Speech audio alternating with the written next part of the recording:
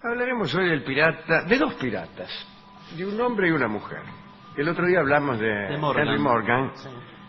y digo yo mientras se acerca la policía, Sí, mencionó pirata y... vamos a hablar hoy de, acaso el más famoso de todos los piratas después de Morgan, que es Francis Drake, y después de una mujer que fue pirata. La historia de Drake es larga y la de Mary Read, que es la pirata, la chica, muy breve. Bueno, empecemos ubicándonos en el año 1570. Inglaterra era entonces una nación, y es ahora también una nación insular, pero bueno, ahora ha extendido su influencia por todo el mundo, mientras que entonces todavía no. Sin embargo, ya su poder estaba basado en la armada, en la marina, y estaba enfrentando al Imperio Español. Y los ingleses descubrieron que si los españoles seguían acumulando poder, a ellos les iba a ir muy mal.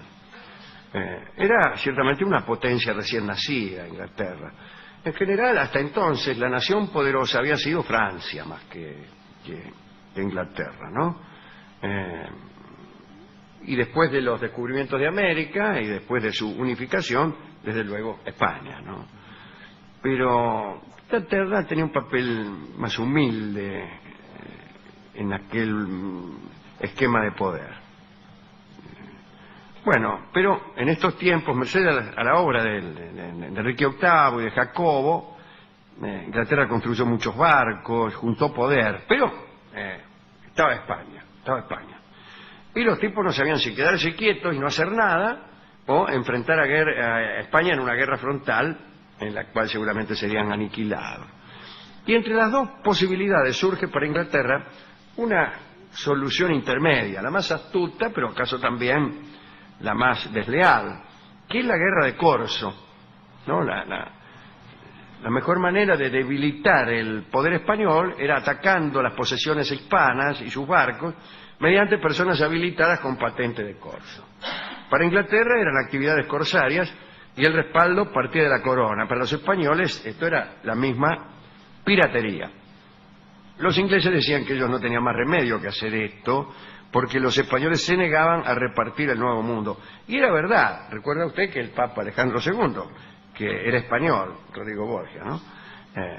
Repartió el mundo con la famosa bula de Alejandro, y a los ingleses les había tocado bastante poco. El caso es que ellos siguieron adelante con estas políticas de piratería.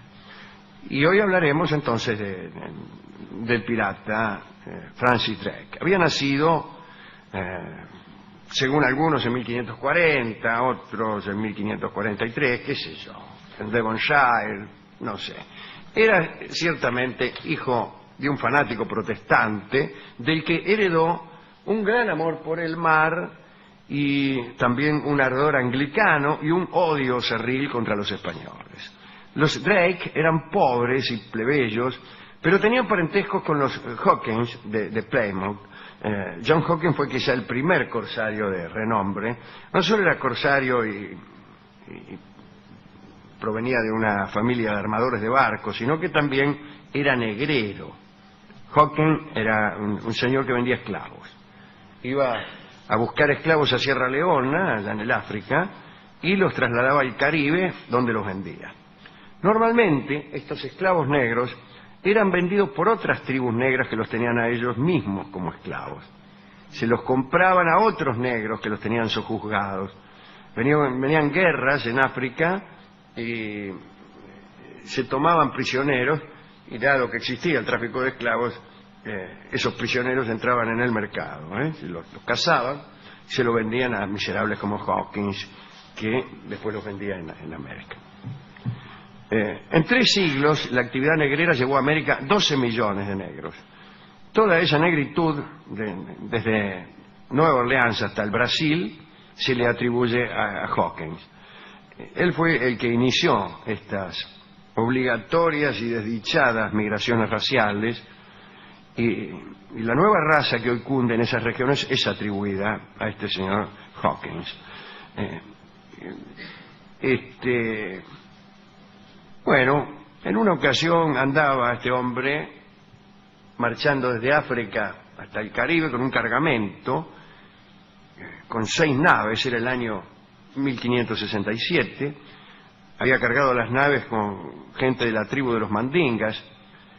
Un muchacho intrépido mandaba una de las 6 naves, llamada Judith, y este muchacho se llamaba Drake.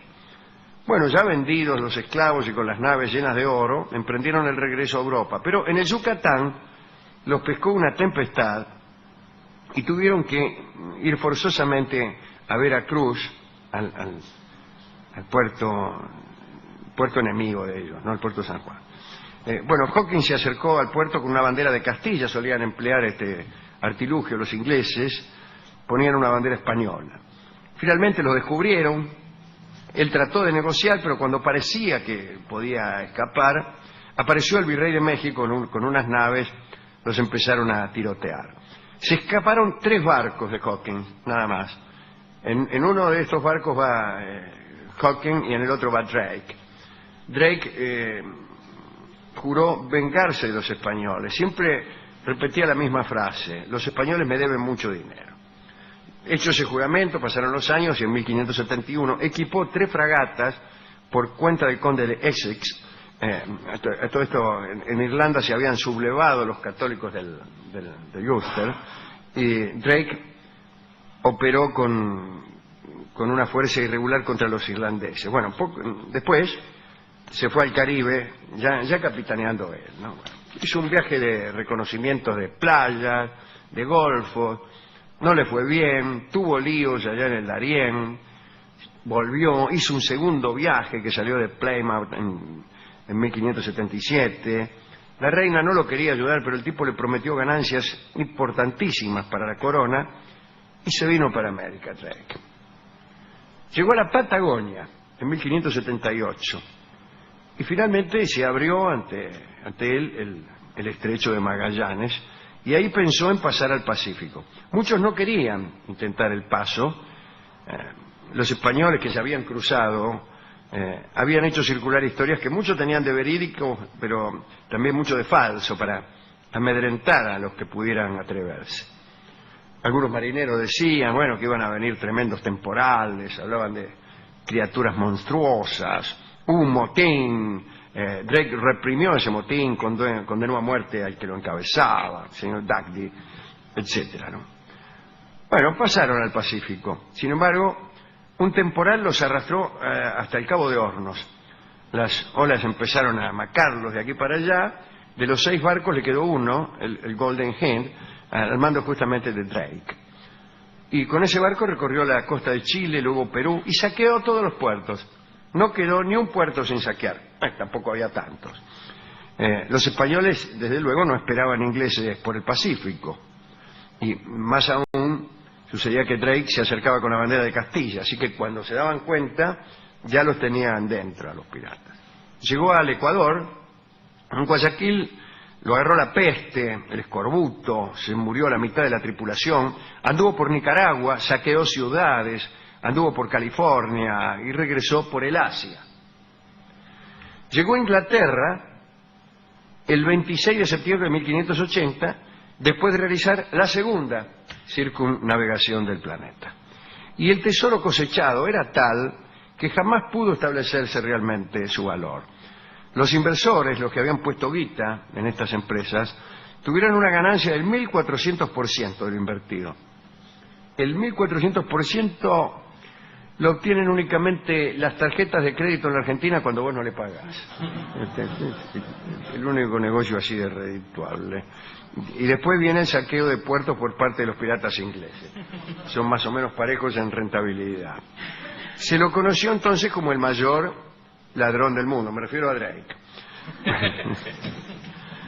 Los embajadores de España se quejaron ante la reina Isabel, diciéndole, ¿qué es esto? Bueno, Isabel dijo que le iba a devolver las cosas robadas, pero jamás devolvieron nada. Lo que en realidad hizo Isabel fue nombrar caballero a Francis Drake. Lo nombró en la misma cubierta del Golden Hind. Lo casaron, le consiguieron una novia noble. Se casó la tipa luciendo unas joyas que provenían justamente de los choreos del marido, como tantas de nosotras.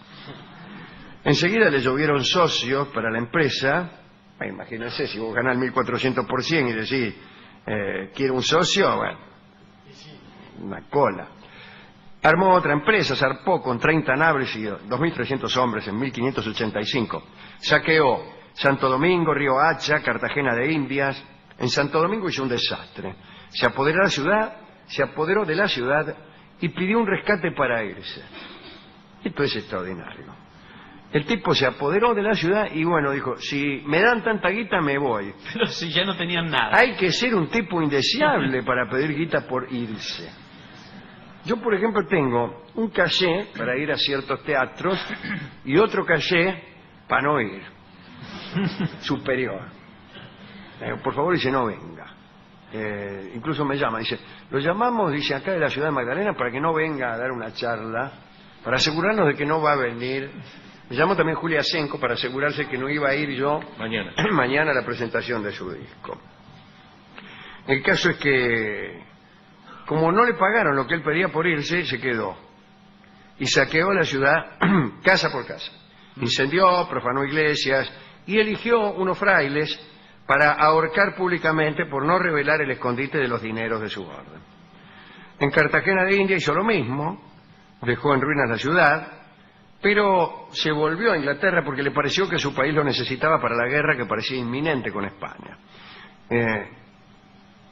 Antes de llegar, se presentó en Cádiz por sorpresa, una especie de Pearl Harbor en Cádiz. Sin declaración de guerra, hundió 25 naves españolas y después, bueno, sobrevino la famosa y desgraciada batalla de la Armada Invencible, en donde las naves inglesas, mucho más ligeras, vencieron a aquella armada que los españoles creían que era invencible, ¿no? Bueno, en 1594 volvió al Caribe, también con 2.500 marineros y 27 buques, una flota, ¿no? Todos con vocación de chorro. Y lo acompañó a su maestro, Hawkins, deseoso de revivir sus antiguas hazañas. Bueno, llegaron al Caribe y tanto para darle color al guiso, pasaron primero por las Canarias, y dice, bueno, ya que pasamos por aquí vamos a mandarnos un saqueíto. No le fue bien porque lo rechazaron en Canarias e incluso le tomaron algunos prisioneros que bajo tortura confesaron que el objetivo de la flota de Drake era Puerto Rico. Y entonces, a revienta caballo, mandaron un buque liviano a Puerto Rico para avisar. Llegó antes el buque liviano y se prepararon en Puerto Rico. Clausuraron las ensenadas, echando a pique algunos barcos, algo así como lo que se hizo aquí en la Vuelta de Obligado. Y Drake, que no sabía nada de todo esto, atacó Puerto Rico lo más campante y lo estaban esperando. Lo rechazaron y en esos tiroteos mataron a Hawkins. Murió allí, en estos entreveros de Puerto Rico. De Borinquen. Borinquen es el nombre poético de Puerto Rico. Bueno, se fueron y con lo que le quedaba de la flota se mandaron algunos pequeños saqueos, pero llegaron las pestes, apareció la disentería, se contagian muchos marineros y se muere él, se muere Drake, se contagia y se muere. Y lo arrojan al mar.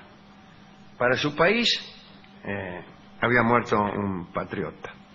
Para los españoles un miserable, ¿no? Estaban de los más contentos y hasta Lope de Vega le dedica unos versos crueles.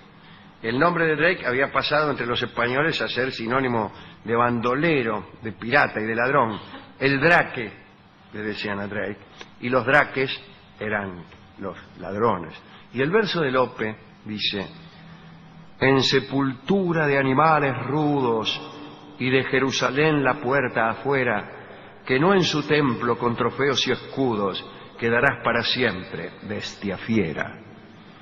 Que bien te llorarán los peces mudos que roen en el fondo tu litera, al lastre mismo de las tablas presos para gustar tus miserables huesos.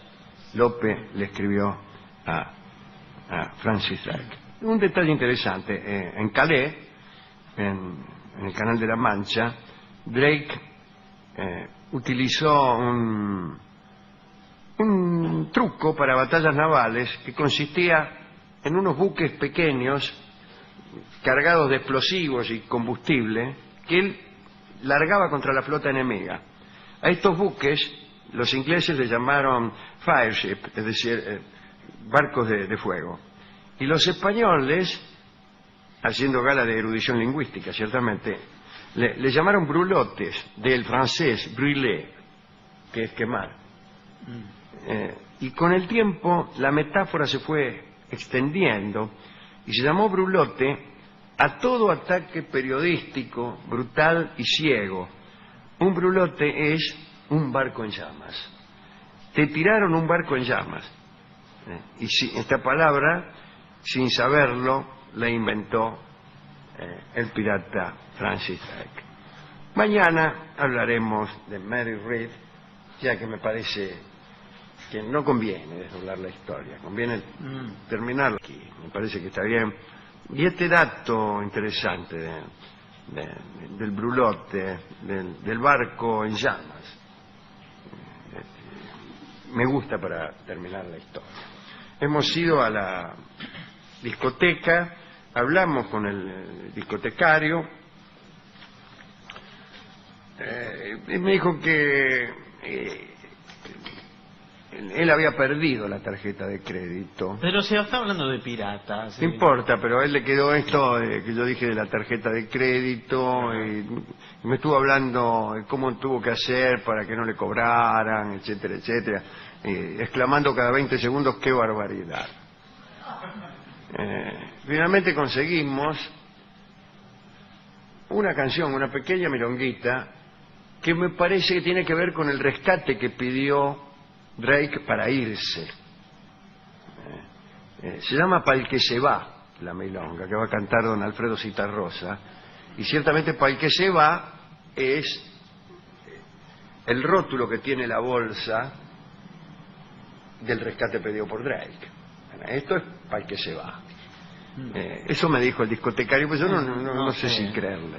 De todos modos, no está mal escuchar a don Alfredo aquí en Radio 10. Escuchamos a Alfredo Zitarrosa, Pa'l que se va.